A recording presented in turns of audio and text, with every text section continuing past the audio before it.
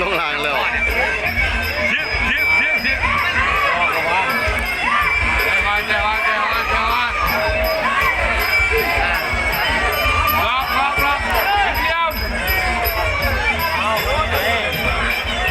โอ้ยลงราง2 เทื่อแล้ว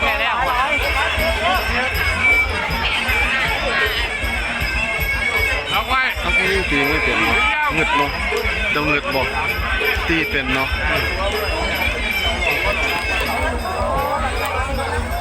โอ้ยบ่สู้ดอกบ่ได้ครับบ่สู้เขาดอกคนละดูเลย